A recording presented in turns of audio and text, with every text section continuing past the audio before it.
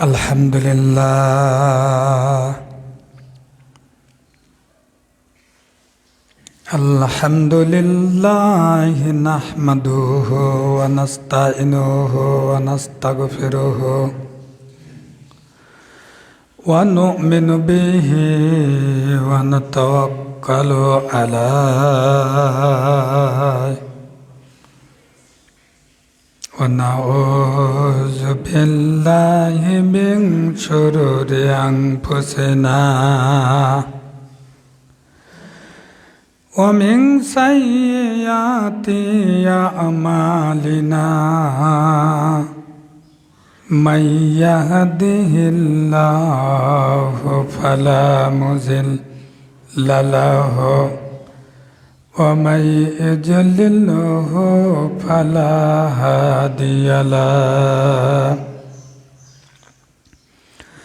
wa nashhadu an la ilaha illallah wahdahu la sharika lah wa nashhadu anna sayyidana wa sanadana wa habibana wa maulana Muhammadan abduhu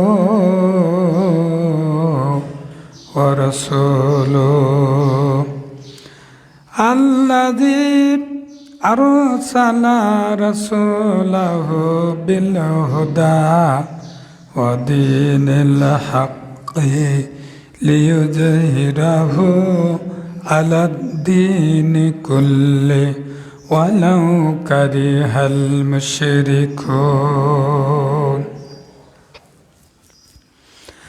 A'udzu billahi minasy syaithanir rajim. Bismillahirrahmanirrahim. Wala nabluwannakum bisyai'im minal khawfi wal ju'i wa naqsim minal amwali wal anfusi was samarat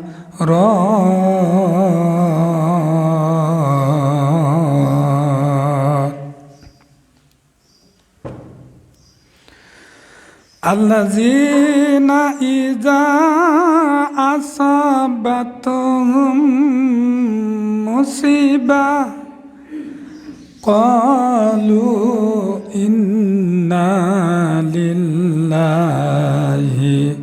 wa inna ilaihi raji'un. Ulaika alaihim salawatum mir rabbihim wa rahmah wa ulaika humul muhtadun.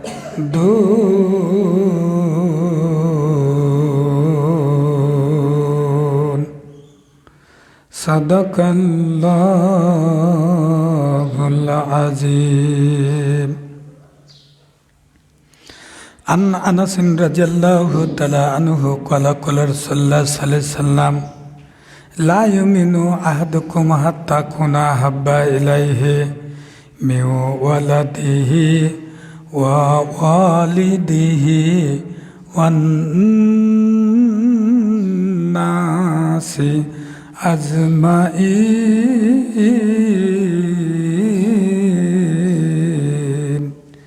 Amantu billah.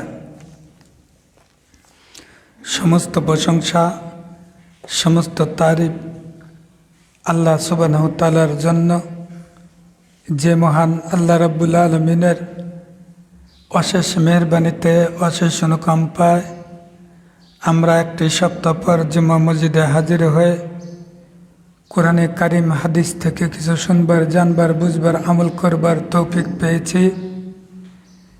যে আল্লাহ সুবহানাহু তাআলা সুবিশাল আসমান, বিশাল জমিন, তরুলতা, বৃক্ষরাজি, চন্দ্র, সূর্য, গ্রহ, নক্ষত্র এমনি মুসলমানদেরকে দিয়ে দিয়েছেন, মুসলমানদের কল্যাণে দিয়ে দিয়েছেন, মানব জাতির কল্যাণে দিয়ে দিয়েছেন।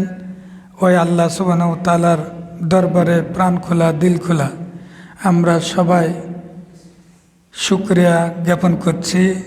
আমরা সবাই বলছি আলহামদুলিল্লাহ। এবং তেনার প্রেরিত রাসূল হযরত আহমদ মুস্তফা মুহাম্মদ মুস্তফা সাল্লাল্লাহু আলাইহি সাল্লাম, যিনি সারা জীবন অমানসিক কষ্ট সহ্য করে ইসলামের পূর্ণাঙ্গ বাণী মানব কল্যাণে উম্মতে মুহাম্মাদির জন্য পেশ করেছেন, সেই মহান রাসূল সাল্লাল্লাহু আলাইহি সাল্লামের রওজা মুবারকে শত কোটি দরুদ ও সালাম বর্ষিত হোক। আমরা সব বলছি সাল্লাল্লাহু আলাইহি ওয়াসাল্লাম। সম্মানিত উপস্থিতি, গত জুমায় আপনাদের সামনে আলোচনা করা হয়েছিল উমর রাদিয়াল্লাহু তাআলা আনহু, আমির হামজা যখন ইসলাম গ্রহণ করল, উমর রাদিয়াল্লাহু তাআলা আনহু সর্বপ্রথম মক্কায় মিছিল করেছিলেন।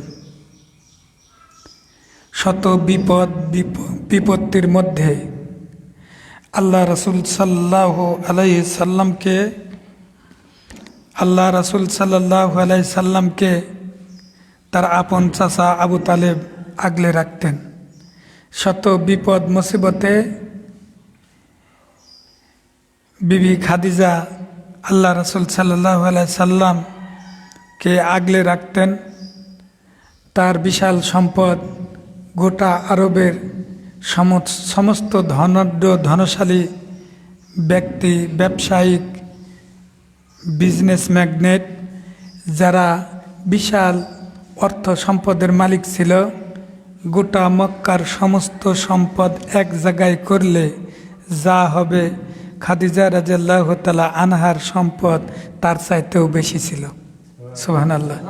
এই সম্পদগুলা আল্লাহ রাসূল সাল্লাল্লাহু আলাইহি সাল্লামের সমীপে খাদিজা রাদিয়াল্লাহু তাআলা আনহা পেশ করেছিলেন। সমস্ত কিছু বিলিয়ে দিয়েছিলেন ইসলামের জন্য। কিন্তু যখন চতুর্দিক থেকে কাফির মুশরিকেরা বিভিন্নভাবে আল্লাহ রাসূল সাল্লাল্লাহু আলাইহি সাল্লামকে দুনিয়ার থেকে মিটিয়ে দেবার জন্য চেষ্টা তদবির করতেছিল, আবু তালেব জান প্রাণ দিয়ে সেই জায়গায় বাধা প্রদান করতেন।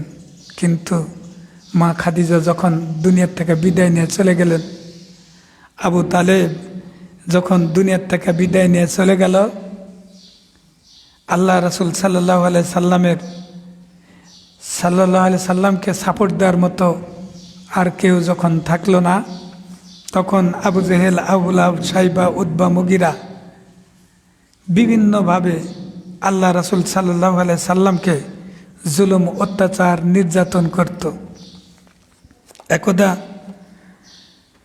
আল্লাহ রাসূল সাল্লাল্লাহু আলাইহি সাল্লাম কাবা ঘরে নামাজরত অবস্থায় ছিলেন। আল্লাহ রাসূল সাল্লাল্লাহু আলাইহি সাল্লাম এটা ফতুল বাড়িতে এসেছে। আল্লাহ রাসূল সাল্লাল্লাহু আলাইহি সাল্লাম কাবা ঘরে নামাজরত অবস্থায় ছিলেন। আর এই কুরাইশরা এটা সহ্য করতে পারল না, মান্য করতে পারল না। তাই তারা কখনো উটের নাড়িভুড়ি, কখনো বা সাগির ফুল, বুঝলেন কিনা জানি না, কোনো বকরির বাচ্চা হওয়ার পরে ফুল হয়, এই ফুল এনে এই অবস্থায় তার মাথার উপর চাপিয়ে দিত। নাউজুবিল্লাহ। আল্লাহ রসুল সাল্লাল্লাহু আলাইহি সাল্লামকে কেমনভাবে জ্বালাতন করেছে। এমনকি আল্লাহ রসুল সাল্লাল্লাহু আলাইহি সাল্লাম যখন আবু তালেব আপন চাচা চলে গেল, বিবি খাদিজা বিদায় নিয়ে চলে গেছেন, ইহধাম ত্যাগ করে পরপারে পাড়ি জমিয়েছেন, ঠিক এহেন মুহূর্তে ওই আরবের কাফের মুশরিকরা আল্লাহ রসুল সাল্লাল্লাহু আলাইহি সাল্লামের বাড়ির সামনে কাঁটা বিছিয়ে রাখত, হাঁটতে পারে না এরকম যেন হয়, ইত্যাদিভাবে জুলুম অত্যাচার করেছে। বুখারীর এক বর্ণনা রয়েছে এই বিষয়গুলো। হয়তো অনেকে আবার বলেন যে এই কাঁটা দিয়েছে, এরকম কোনো দলিল নাই। এটা কিন্তু বুখারী শরীফের হাদিসে পেয়ে যাবেন। তো এখানে বলা হচ্ছে যে একদিন বিবি ফাতেমা পিতার এই অবস্থার সংবাদ পেয়ে স্বয়ং কাবায় উপস্থিত হন এবং বহু কষ্টে পিতার পিঠ থেকে ওই কষ্টদায়ক বস্তুগুলো ফেলে দেন। এবং আব্দুল্লাহ ইবনে মাসউদ এই ঘটনার প্রত্যক্ষদর্শী ছিলেন, এটা বুখারীতে আছে। আর একদিনের ঘটনা, উকবা নামক একজন কাফির ছিল। আল্লাহ রাসূল সাল্লাল্লাহু আলাইহি সাল্লাম নামাজ পড়তেছেন, উকবা চাদর পেঁচিয়ে আল্লাহ রাসূল সাল্লাল্লাহু আলাইহি সাল্লামের গলার মধ্যে দিয়ে এমনভাবে পেঁচানো শুরু করেছে, পেঁচাতেই আছে। তো উকবা নিজের চাদর দড়ির মতো করে পাকিয়ে রসুল সাল্লাল্লাহু আলাইহি সাল্লামের গলার দিয়ে অনবরত মুড়া দিতে লাগলে, আর এর ফলে রসুল সাল্লাল্লাহু আলাইহি সাল্লামের ঘাড় বেঁকে গেল, এমনকি তার শ্বাস রুদ্ধ হবার উপক্রম হলো। সেই সময় মহৎ প্রাণ আবু বকর রাদিয়াল্লাহু তাআলা আনহু সেই জায়গায় উপস্থিত হয়ে উকবাকে এমন জোরে ধাক্কা দিয়েছে, উকবা ছিটকে অন্য জায়গায় পড়ে গিয়েছে। তারপরে সেখান থেকে আল্লাহ রাসূল সাল্লাল্লাহু আলাইহি সাল্লাম নিষ্কৃতি পেয়েছেন। ঠিক এমনইভাবে আবু বকর রাদিয়াল্লাহু তাআলা আনহু সেই দিন কিন্তু বলেছিলেন, তাকতুলুনা, তোমরা কি হত্যা করবে? তাকতুলুনা রাজুলান, এক ব্যক্তিকে তোমরা কি হত্যা করবে? আইয়াকুলু রব্বি আল্লাহ, যে বলে যে আমার রব হলো আল্লাহ, আমার আইনদাতা হলো আল্লাহ, বিধানদাতা হলো আল্লাহ, হুকুম কর্তা হলো আল্লাহ। তো এই এতটুক কথা বলার কারণে তোমরা কি তাকে হত্যা করবে? মক্কায় এই কথাগুলো আপনি পেয়ে যাবেন বুখারীতে, তাবরানি, ইবনে হিশাম, জাদুল মাআদ, এই গ্রন্থগুলোতে আপনি খুঁজলে পেয়ে যাবেন। এমনকি ধুলা ও আবর্জনা তার মাথার উপর ফেলে দিত। বিভিন্নভাবে জুলুম অত্যাচার করার পরে আল্লাহ রাসূল সাল্লাল্লাহু আলাইহি সাল্লাম সিদ্ধান্ত নিলেন যে এই মক্কায় আর ইসলাম প্রচার করা সম্ভব নয়। তো আমি মক্কা ছেড়ে আপাতত বের করে দেয়, সবাই মিলে মক্কা থেকে বের করে দেয়। এত দুঃখ দুর্দশা। তো হুজুর, আল্লাহ রাসূল আল্লাহর বন্ধু, আল্লাহ রাসূল আল্লাহর বন্ধু, কাফের মুশরিকেরা আল্লাহর শত্রু। তো রসুলকে এত জ্বালাতন করছে, তো আল্লাহ কিছুই বললেন না। এর কারণটা কি? আল্লাহ সুবহানাহু ওয়া তাআলা বললেন, وَلَنَبْلُوَنَّكُمْ بِشَيْءٍ مِّنَ الْخَوْفِ وَالْجُوعِ وَنَقْصٍ مِّنَ الْأَمْوَالِ وَالْأَنفُسِ وَالثَّمَرَاتِ।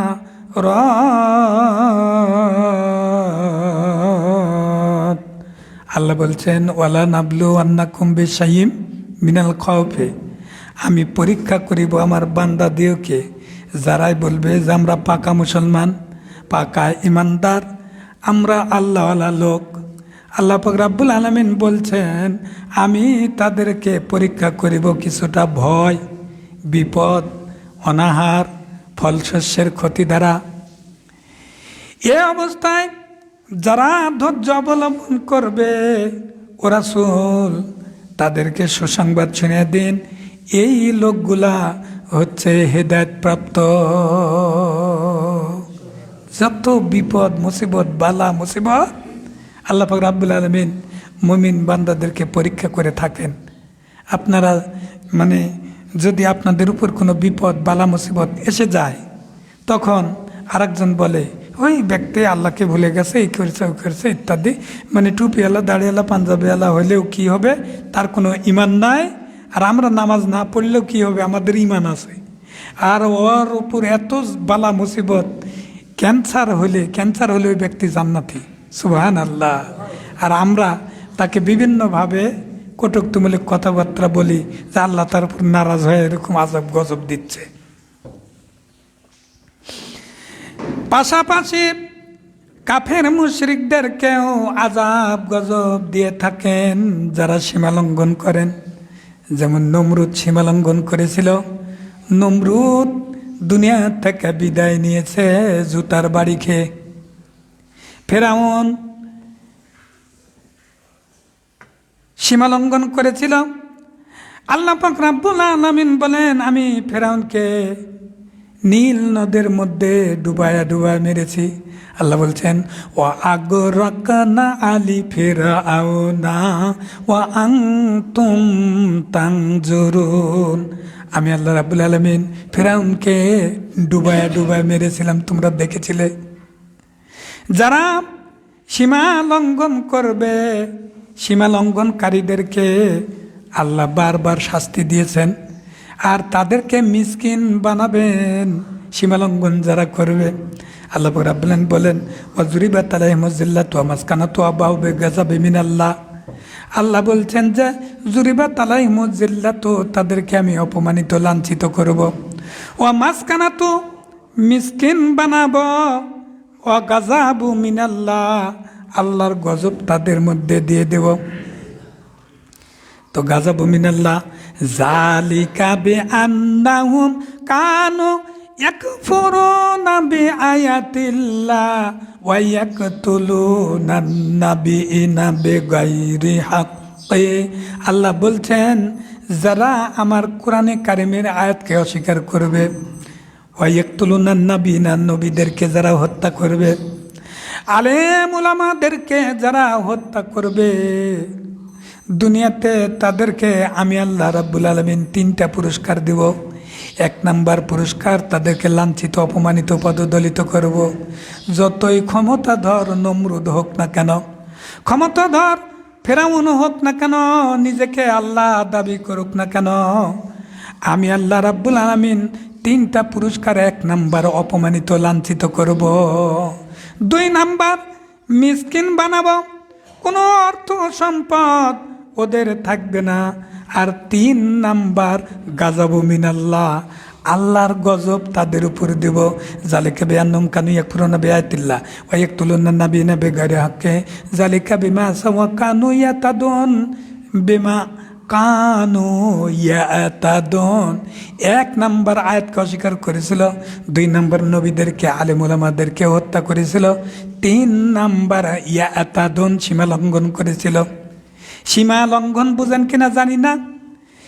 এক জায়গায় যদি নদী থাকে, এই নদীর 2 ধারে 2টা পাহাড়ি থাকে, এই পাহাড়ি উপসায় যদি পানি চলে যায়, পানি যদি পাহাড়ির নিচে থাকে, নিচ দিয়ে যদি প্রবাহিত হয়, এটা সীমা লঙ্ঘন নয়। ওই পানিটা যদি পাহাড়ি বেয়ে উপসায় পার হয়ে চলে যাইতে হলো সীমা লঙ্ঘন। আল্লাহ বলছেন সীমা লঙ্ঘনকারী জাতিদেরকে এই 3টা পুরস্কার আমি আল্লাহ রাব্বুল আলামিন দিয়ে থাকি। তাছাড়া কাফের মুশরিকদেরকে দুনিয়াতে অত জ্বালাতন নির্যাতন করেন না, বরং অনেক ধন সম্পদ তাদেরকে দিয়ে পরীক্ষা নিরীক্ষা করে থাকেন। আল্লাহ পাক রব্বুল আলামিন বলতেছেন, ওয়ালা নাবলু ওয়ান্নাকুম বিশাইইম মিনাল খাউফি ওয়াল জুই ওয়া নাকসিম মিনাল আমওয়ালি ওয়াল আনফুসি, আমি আল্লাহ রাব্বুল আলামিন পরীক্ষা করিব আমার বান্দাদেরকে কিছুটা ভয়, বিপদ, অনাহার, ফলশস্যের ক্ষতি দ্বারা। এই অবস্থায় যারা ধৈর্য অবলম্বন করবে, হে রাসূল তুমি সুসংবাদ শুনে দাও, এই লোকগুলা হচ্ছে হেদায়েতপ্রাপ্ত। এরাই হেদায়েতপ্রাপ্ত, এরাই হেদায়েতপ্রাপ্ত। বদরের যুদ্ধে মুহাজির যারা, মানে মক্কা থেকে হিজরত করে মদিনায় যিনারা গিয়েছিলেন, এনারা হলো মুহাজির। আর মদিনায় যারা আনসার ছিল, সাহায্যকারী ছিল, আনসার মানে হলো সাহায্যকারী। এই মুহাজিরদেরকে যারা সাহায্য করেছিল এদেরকে আনসার বলা হয়। বদরের যুদ্ধে যখন আনসারদের মধ্যে 8 জন আর মুহাজিরদের মধ্যে 6 জন, মোট 8, 6, 14 জন। 14 জন যখন মানে শহীদ হয়ে গেল, তখন কাফের মুশরিকেরা বলতে লাগলো, এই লোকগুলা দুনিয়ার সমস্ত মানে ভোগ বিলাস থেকে বঞ্চিত হয়ে গেল। কি দরকার ছিল রাসূল সাল্লাল্লাহু আলাইহি সাল্লামের সঙ্গে এই নতুন ধর্ম গ্রহণ করার? না করলে তো দুনিয়া থেকে পরপারে পাড়ি দিতে হতো না। নিছক ধর্ম এটা কেন করলো? এটা করার কারণে তারা এই দুনিয়ার ভোগ বিলাস থেকে মাহরুম হয়ে গেল। আল্লাহ পাক রব্বুল আলামিন বললেন, ফাযকুরুনি আযকুরুকুম ওয়াশকুরুলি ওয়ালা তাকফুরুন। ও বান্দারে, তোমরা আমি আল্লাহ রাব্বুল আলামিনকে স্মরণ করো, আমিও তোমাদেরকে স্মরণ করব। ইয়া আইয়ুহাল্লাযিনা আমানু, হে ঈমানদারগণ, তোমাদের উপর যতই জুলুম অত্যাচার আসুক না কেন, ইয়া আইয়ুহাল্লাযিনা আমানুস্তাইনু বিস-সাবরি ওয়াস-সালাহ, তোমরা ধৈর্য ধারণ করবে আর নামাজের মাধ্যমে আমি আল্লাহ রাব্বুল আলামিনের কাছে সাহায্য চাইবে।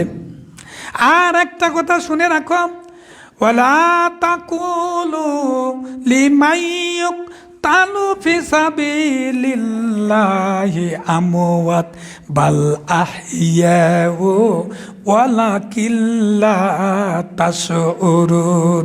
ও কাফের মুশরিকেরা তোমরা শুনে রাখো, ও কাফের মুশরিকেরা তোমরা শুনে রাখো, আল্লাহর রাস্তায় যারা জীবন উৎসর্গ করে, আল্লাহর জমিনে আল্লাহর দিন কায়েমের জন্য, কোরআনের পার্লামেন্ট গঠনের জন্য যারা মানে নিজের জীবন উৎসর্গ করে দেয়, মৃত্যুবরণ করে, ওদেরকে তোমরা মৃত বলো না, ওরা হলো জীবিত। সুবহানাল্লাহ। তাহলে বলেন, আল্লাহ যদি বলেন জীবিত আর আমরা যদি বলি মৃত, কোনটা অ্যাকসেপ্ট হবে? মানে আল্লাহ যেটা বলছেন জীবিত, হাদিস শরীফে এসেছে এই শহীদদের আত্মাগুলো নিয়ে যে সবুজ রঙের পাখি বানায় আল্লাহ সুবহানাহু ওয়া তাআলা জান্নাতের মধ্যে রেখে দেন। সুবহানাল্লাহ। জান্নাত শুধু নয়, এই দুনিয়ার বা আসমানে আরশের প্রতিদিন আরশের নিচে এদের স্থান ওখানে থাকে, আর উন্নত খাবার তাদেরকে খাওয়ানো হয়, তারা জীবিত অবস্থায় থাকে আল্লাহর কাছে।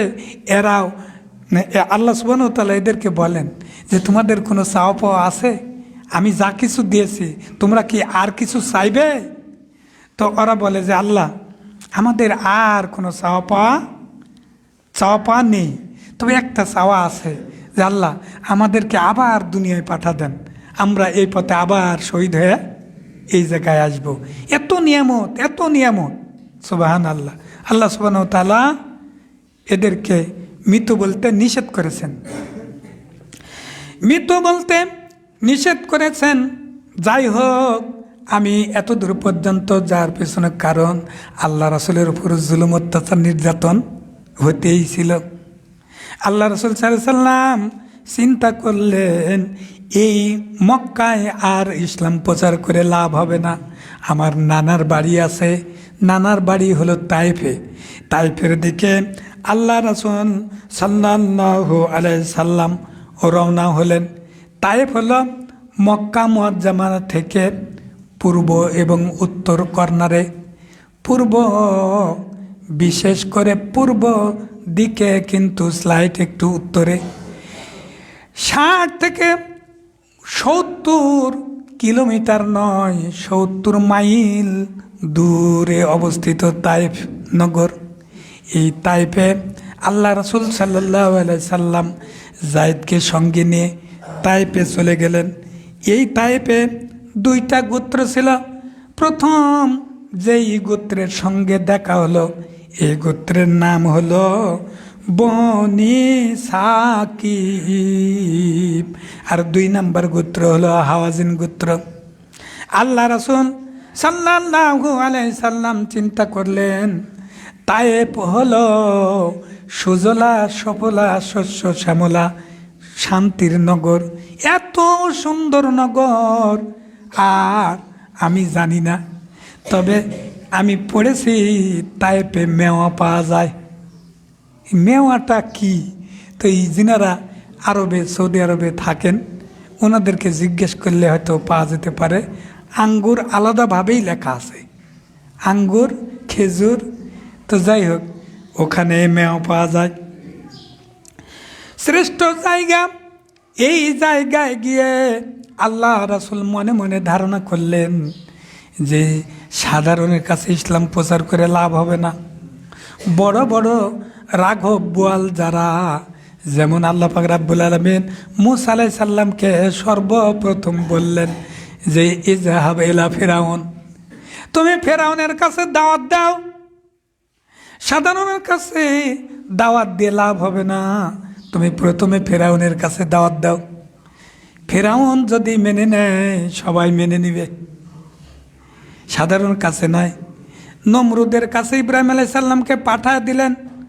আবু জেহেল, আবু লাহাব, সাইবা, উতবা, মুগিরা, ওদের কাছে আল্লাহ রাসূল সাল্লাল্লাহু আলাইহি সাল্লাম নেতা নেত্রীর কাছে আগে ইসলামের দাওয়াত দিয়েছেন, কারণ নেতারা সর্বপ্রথম ইসলামকে ওভারটেক করে।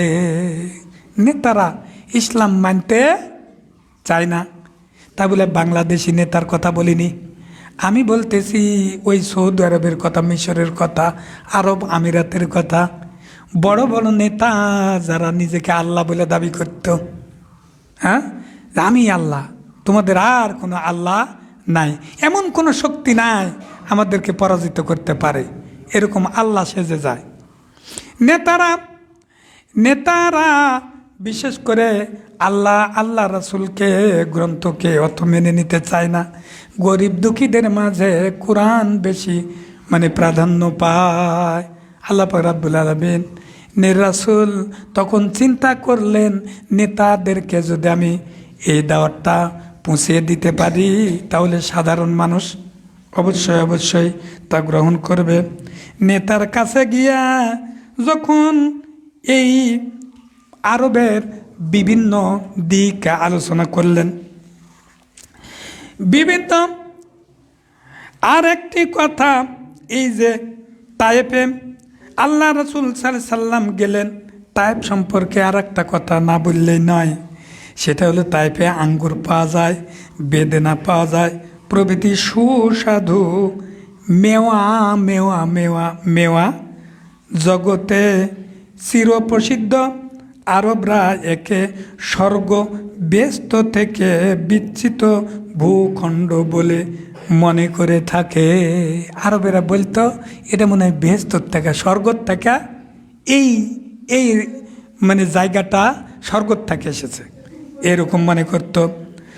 বস্তুত সুজলা সুফলা শস্য শ্যামলা দেশ পৃথিবীতে বিরল।